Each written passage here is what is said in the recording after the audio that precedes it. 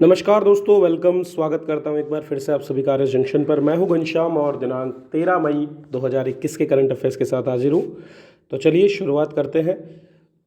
उससे पहले गुलदस्ता मार्च 2021 जो कि एक बुक है और मार्च महीने के पूरे करंट अफेयर्स को हिंदी और इंग्लिश दोनों ही भाषाओं में एक साथ उपलब्ध करवाती है आपको। तो ये अवेलेबल है एंड्रॉयड ऐप हमारी जो है आर एस जंक्शन उस पर, या फिर हमारे ऑनलाइन पोर्टल online.rsjunction.com से भी आप इसे परचेज कर सकते हैं। चलिए शुरुआत करते हैं।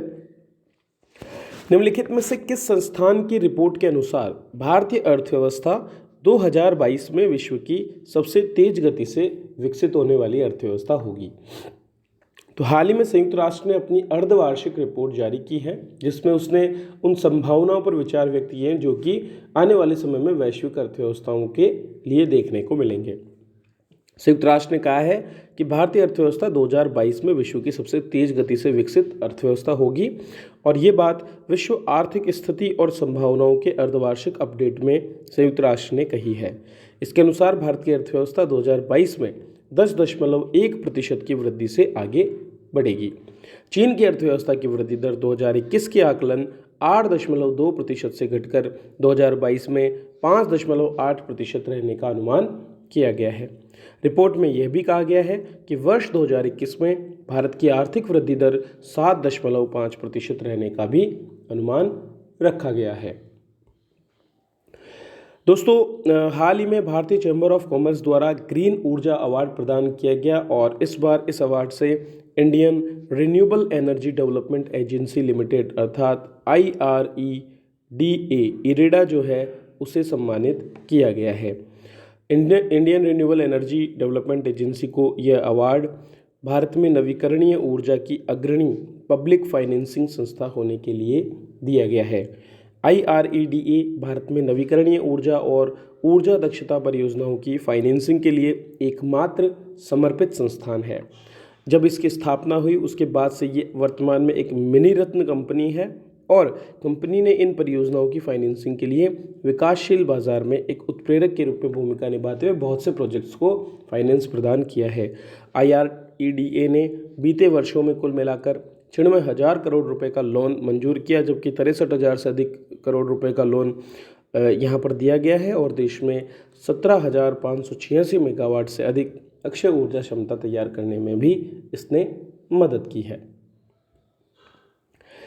अमेरिका लगातार अपने नागरिकों को कोविड-19 से सुरक्षा देने का प्रयास कर रहा है, और इसी क्रम में 12 से 15 वर्ष आयु वर्ग के बच्चों के लिए पहली वैक्सीन मंजूर की गई है, जो कि फाइज़र कंपनी की वैक्सीन होगी। तो अमेरिका ने 12 से 15 वर्ष आयु वर्ग के बच्चों के लिए आपातकालीन वैक्सीन के उपयोग को मंजूरी दे दी है। तो इस तरह से पूरे विश्व में बच्चों के लिए स्वीकृत ये पहली कोविड वैक्सीन है। अमेरिका के खाद्य और औषध प्रशासन ने 12 से 15 वर्ष के बच्चों को शामिल करने के लिए फाइजर वैक्सीन के आपात उपयोग का दायरा बढ़ा दिया है। 2 डोज वाली इस वैक्सीन की सिफारिश जारी करने के बाद अब इसका उपयोग भी शुरू हो जाएगा। भारत की बात करें तो भारत में भारत बायोटेक अपनी कोरोना रोधी वैक्सीन कोवैक्सीन का 2 से 18 साल के बच्चों पर जल्दी ही दूसरे और तीसरे चरण का क्लिनिकल ट्रायल भी शुरू करने वाला है।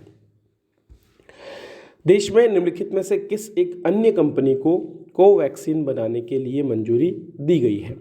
तो दोस्तों, देश में कोवैक्सीन का उत्पादन बढ़ाने के लिए और सभी नागरिकों को यूनिवर्सल टीके की उपलब्धता के लिए 3 अन्य कंपनियां, जिनमें Haffkine biopharmaceuticals Mumbai, immunological limited IIL और Bharat immunological and biological corporation अर्थात बीबकोल, इन तीनों कंपनियों को जो है यहाँ पर कोवैक्सीन का निर्माण की मंजूरी दी गई है। तो सेंट्रल ड्रग कंट्रोल ऑर्गेनाइजेशन अर्थात CDSCO ने इन तीनों कंपनियों को कोवैक्सीन के लिए मंजूरी दी। हैदराबाद की कंपनी भारत बायोटेक ही अभी तक कोवैक्सीन बना रही है, लेकिन इस वजह से कंपनी आपूर्ति नहीं कर पा रही है, और इसीलिए केंद्रीय स्वास्थ्य मंत्रालय ने सेंट्रल ड्रग्स कंट्रोल ऑर्गेनाइजेशन को उत्पादन बढ़ाने के निर्देश दिए थे, जिसके बाद इन 3 कंपनियों को यहाँ पर मंजूरी दी गई है। इनमें से हैफकिन बायोफार्मास्यूटिकल्स मुंबई में है, जबकि इम्यूनोलॉजिकल लिमिटेड जो है ये NDDB अर्थात नेशनल डेयरी डेवलपमेंट बोर्ड से जुड़ी हुई कंपनी है, और बीबकोल कंपनी बुलंदशहर में स्थित है। अगला प्रश्न देखते हैं। हाल ही में सुएज नहर में हमने देखा था कि एक जहाज़ के फंसने से आवागमन अवरुद्ध हो गया था और इसके बाद करोड़ों रुपए का नुकसान जो है विभिन्न कंपनियों को हुआ था। इसी को देखते हुए अब सुएज नहर को और अधिक गहरा और चौड़ा किया जा रहा है और इसकी गहराई को 66 फीट से बढ़ा करके 72 फीट किया जा रहा है। तो अंतर्राष्ट्रीय जल परिवहन के लिए इस महत्वपूर्ण सुएज नहर को चौड़ा और गहरा किया जा रहा है। पनामा के नियंत्रण वाला जापानी जहाज एवर गिवन इसमें फंस गया था, जिसके बाद 6 दिन तक आवागमन बंद रहा था। योजना के तहत नहर को दक्षिण की ओर से 40 मीटर पूर्व में बढ़ाया जाएगा और इसे 72 फीट और गहरा किया जाएगा। अब तक ये 66 फीट ही थी। इसके अलावा सुएज नहर की लंबाई को भी बढ़ाया जा रहा है। तो 2015 में खोली गई जो इसकी दूसरी लेन है वो अब तक 30 किलोमीटर की थी, लेकिन इसका 10 किलोमीटर और विस्तार किया जा रहा है और इसके बाद दोनों लेन अब 82 किलोमीटर लंबी हो जाएगी, जिससे किसी भी जहाज़ के फंसने की आशंका नहीं रहेगी।